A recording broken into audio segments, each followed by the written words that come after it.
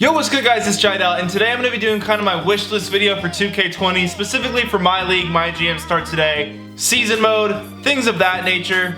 I do a video like this every year, and to be honest guys, I feel like I never do that great of a job, so hopefully this year I do a better job getting my points across, my thoughts across, everything I kind of want for 2K20 as it pertains to MyLeagues and similar modes. So the first thing I want to address is the simulator. You know, I've complained about the simulator, I've made jokes about the simulator, a lot of my rebuilds, and for good reason. You can kind of solve the simulator. It does favor the same types of teams I've noticed. I've kind of, quote unquote, cracked the code. Currently, the simulator way overvalues traditional big men and rebounding big men. For example, in my Jazz rebuild, I paired Rudy Gobert and Steven Adams. I can tell you right now in real life, that team would be kind of a mess on offense. The floor spacing would be pretty bad. On defense, that team would be kind of easy to exploit with stretch bigs, you know, pick and switch offense. It would not honestly be a good fitting team. It just wouldn't be that good of a team. But in the 2K simulator, any good rebounding big, it just helps your team. It's, you know, the game doesn't value spacing enough, so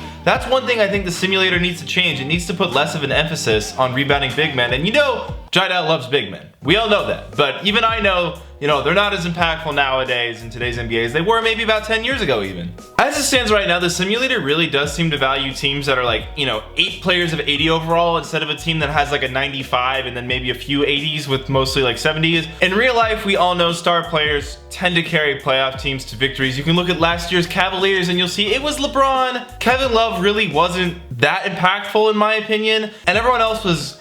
We know about last year's Cavs. You know, in 2K, that team would almost never make it to the finals, like, ever. So, you know, I don't know a lot about coding, how the simulator engine actually works from that perspective, but I do think valuing star players more instead of a plethora of good players is important, because in the NBA playoffs, we see teams like the 2014-15 Atlanta Hawks, the Denver Nuggets, and I think 2012-2013, teams that are really well-rounded but don't have a star player. They really do tend to get exploited in the playoffs. So if we could factor that into the simulator, that would be great. Me not knowing anything about coding, I'm going to propose a solution. I think players should kind of have categories, almost like my players, but not as strict on how it forms the player. But like, let's say LeBron is categorized as a slashing passer. You know, he slashes a lot, he passes a lot. A player who might be categorized as a 3-and-D wing, maybe if you pair LeBron James with a 3-and-D wing, so maybe like a 75 overall 3-and-D wing with LeBron, you know, that would be better than having 2 players who are, you know, 83 or 84 overall. Because right now, kind of feels like it's better to build your team with the 2 84s, honestly. But in the real NBA, we obviously know that's not true.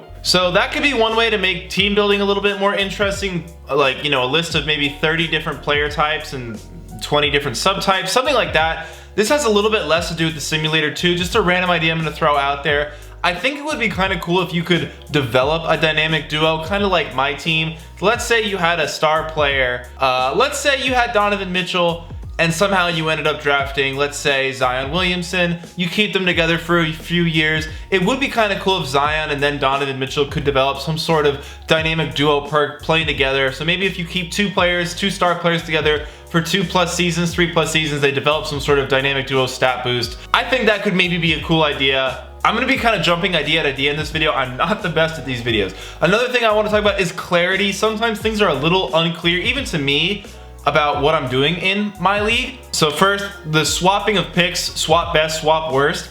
In the game, I wish it just told you what those actually kind of mean. I feel like best implies you're getting the better pick, but for some reason, I find myself confused. I don't know if it's just me, but I'm sure there's other people out there may be confused about that. I feel like another thing that could use some explaining is pick protections. In the game, sometimes I feel like I really don't know when I'm gonna get my pick or when I don't. This usually only happens with pre-existing trades. For example, when I did my second Mavs rebuild, I was under the assumption that if I had a top 5 pick, which is what I think the game told me, I would get to keep my pick. I didn't end up keeping my pick, so I don't know if that's something to do with the game or a lack of clarity, but sometimes I feel like it's a little unclear what the protections are on trades and stuff, so maybe just make that a little bit more clear. Now, maybe it is just me. Maybe I'm just that stupid. Maybe I'm just that unclear of what's happening, but I do feel like maybe a little bit more clarity on things like that could help the MyLeague mode. The next thing I want to get to is coaches. Right now, we know the coaches have, for example, we know like David Fizdale, he's labeled as grit and grind. You know, Mike D'Antoni, he's labeled as like a space and pace, I believe.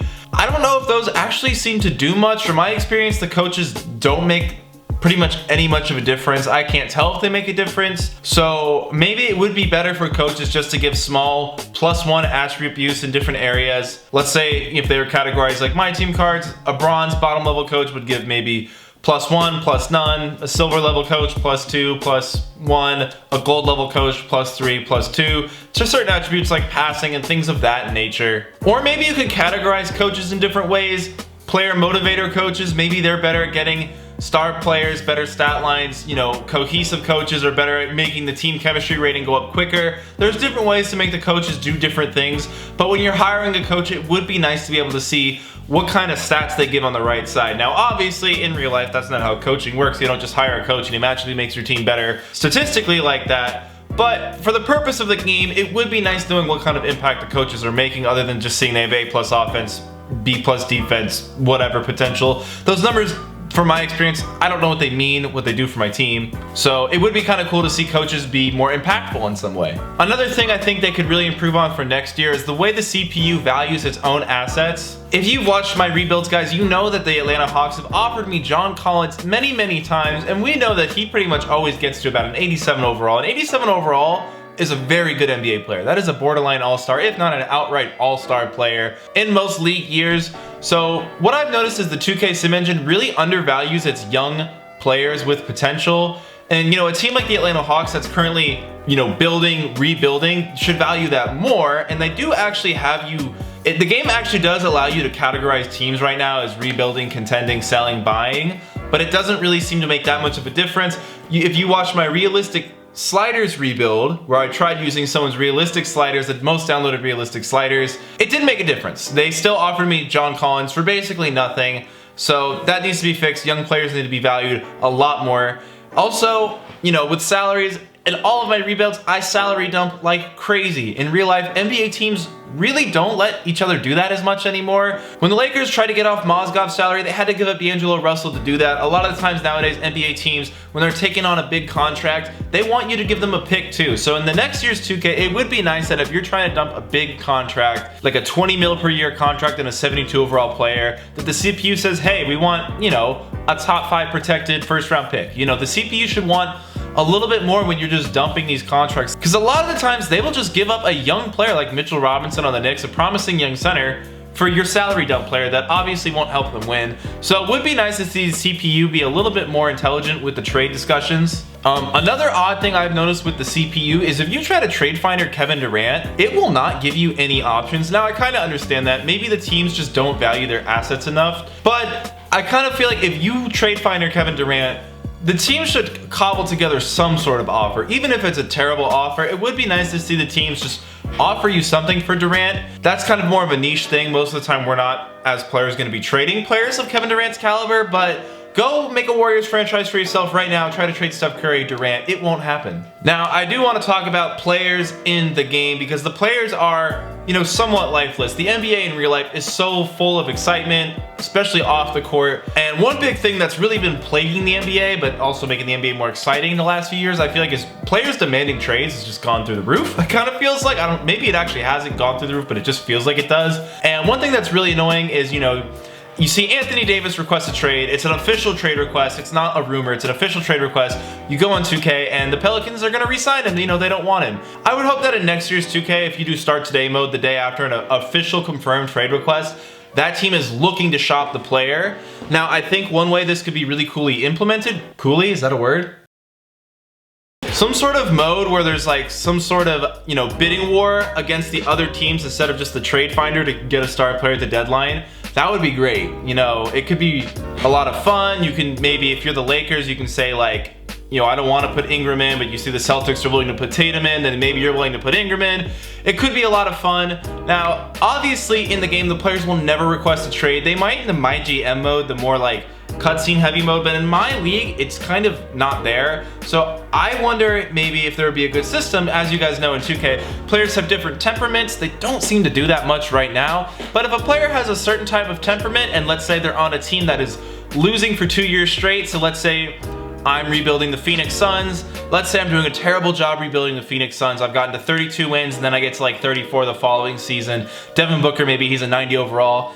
maybe if you have a player of Devin Booker's caliber, so let's say 86, 87 overall or higher, that player can then request a trade, and then you can be the seller in what would be the bidding war, and you can kind of see the other teams do a bidding war instead of just doing the trade finder, because it does feel a little bit lifeless. I feel like in today's NBA, it would be kind of cool to put yourself in the seat of the team, not only looking to buy a player asking for a trade, but also trading a player looking to be traded. I think that could be a lot of fun myself, so let me know what you guys think about that idea. Another issue I kind of have with the players is the ratings always seem to just skyrocket up without going down quick enough. Now this is kind of a problem in every sports game, so hopefully 2K can fix it. Honestly, to 2K's credit, a lot of that issue is because a lot of us use the player-made rosters that are very high on pretty much everybody. No one is really a bust in the fan-made rosters. You know, Zion always becomes a beast, RJ always becomes a beast, Cam always becomes a beast. In real life, you know, chances are some of those guys might not pan out. And you know, it asks you, do you want us to do our own storylines and stuff? But from my experience, it hasn't ever changed the draft class. Zion's always a god, Barrett's always pretty good.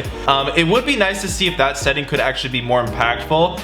I also wonder if there's some sort of ratings curve 2K can kind of implement into the game, so that at any given time there's only really one player who hits 98 or above. There's only like 3 or 4 players in that 95, 96 range, maybe 7 players in the 90 range, and then, you know, kind of a curve that keeps the league on a system, because one problem when the league gets really high in rating is all of those players want gigantic salaries, and there's not enough teams in the NBA to fulfill those salary needs. And if you're a seasoned MyLeague player, you know that sometimes 92 overall players will make it out of free agency unsigned. No team has cap space at this point because there's too many good players in the league. They all need big contracts. Then that player will sign for the minimum with the CPU team. You're not able to sign that player. So I think implementing some sort of ratings curve, well, it keeps ratings relative to other players in the league, could be helpful. Another thing I think could be helpful is right now, guys, this is more of a general 2K thing, but I think it would really help MyLeague. Right now, the worst player in the NBA is like a 55 overall, but theoretically the rating scale is from 1 to 100, not 55 to 99. So if maybe making it that a 55 was a league average player, you could really expand the range of what ratings players could be, and therefore make salaries more realistic as players are kind of ranked a little bit better with the ratings. I don't know about that. It would feel weird having a 60 overall being an average player. And the NBA actually is getting more talented on average. I think we can all agree on that. The, you know, average player now is definitely better than the average player 30 years ago, which is why ratings are going up too. But I think a ratings curve could help the salary issue in the offseason and the plethora of talent the league tends to suffer from, I find, 10 years into a MyLeague. The next and biggest topic I want to talk about are rosters. Before I get to this, I just want to say thank you to 2K. Adding your historical draft classes, that was an awesome move. I would have loved to see other sports games, Madden, add something like that. That was really cool. The problem is we don't have historical rosters to really benefit using those draft classes from. We have to use player-made rosters. Now, they're not perfect. The salary cap is always off with them. Even if the user who made the roster did a great job putting in that salary, you can't actually make the salary cap low enough for most league years that people want to recreate. So I propose 2K in the next NBA 2K, NBA 2K20, adds cornerstone years of the NBA as roster starting points you can start at in a MyLeague. So when you start a MyLeague, you could say, I want to start in this current season, or you could say, you know what, I want to start in this year. Now the years I propose, obviously there could be more, maybe you could take one of these away. The years I propose for 2K20 to launch with the game or be added as DLC one by one, I would even be okay paying maybe $5, $10 to have all these, because I think it would just be so cool. 2014 launched, LeBron moving to Cleveland, the Warriors dynasty started. That's a cornerstone year in the NBA to me. The next year I would add 2010, LeBron moves to Miami, huge changing year in the NBA. You know, Stoudemire went to New York, Derrick Rose won MVP that season, so I think that would be another really cool year to be able to start from. 2007, I might actually have the details a little murky on this one, so feel free to correct me in the comments if I'm wrong, but I believe the Lakers traded for Powell mid-season. The Celtics, you know, that was the first year of the Big Three. The two teams met in the 08 finals. I kind of find that to be a cornerstone year just because, you know, it's the second Kobe team.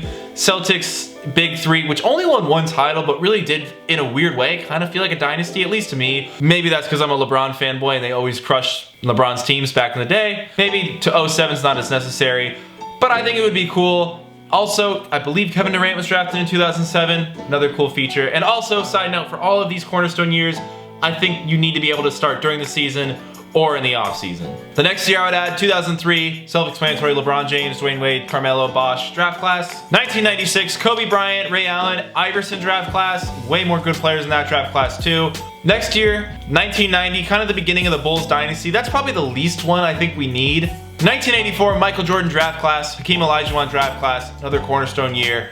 And finally, 1979, Magic Johnson drafted. Larry Bird was actually drafted the year before, but he went back to college, then came to the NBA, so it was the rookie year for both Magic and Larry, so I think 1979 would be the last year I would add. And you know, they could add other years in the 70s, but I really kind of think Magic and Larry is the beginning of the modern NBA as we kind of know it, even though the NBA has obviously changed a lot from now to even 10 years ago. You can kind of frame it all from 79 onward, at least in the way I view the NBA. So I think adding those years would be just incredible. I think it would add so much life to the MyLeague, so much life to the whole rebuilding scene. It would really put 2K on top, and it would set a standard for, honestly, all their sports games. I do think that would be really difficult to implement. To 2K's credit, I don't know if they're gonna have the rights to all the players they would need, especially for some of those older years in the 70s and 80s. So I don't know how possible it is, but at least getting 2014, 2010, and possibly 2003, and hopefully 96, if we could at least get those 4 years, maybe 5 if you include 07, that would be awesome. And finally, guys, I think one more thing is, having said all that, you know, there's so many cool features, and sometimes you kind of just want to breeze through MyLeague, sign some players, sim it out, see how it goes. If 2K does add all of these features, finds a way to kind of keep everything under the cool umbrella, I do think maybe it would be worth having a simplified MyLeague mode and an enhanced MyLeague mode. That's kind of everything we talked about today is in the enhanced version. You know, 2K's not going to hold your hand, remind you to mentor your player. Simplified one, maybe it holds your hand, maybe it doesn't even have that feature because it's just a lot more simple. Obviously in that one you'd maybe have no team chemistry, no progressive fatigue. In this one, so I think you understand what I'm saying. I hope everything today I said made sense. I tend to kind of be all over the place with these videos. I didn't really do them in any order. I might have been wrong about some details about things. If I was, you can clarify what I was wrong about in the comments. It's all good, no hard feelings. If you enjoyed this video, guys, leave a like below, comment your thoughts, subscribe for more MyLeague content. I'm hoping to get back to Rebuild Sundays. Trying to find some historical rosters, man. I've been struggling with it because we've done all 30 teams, and there's no team I really feel like we need to revisit, so yeah. Peace!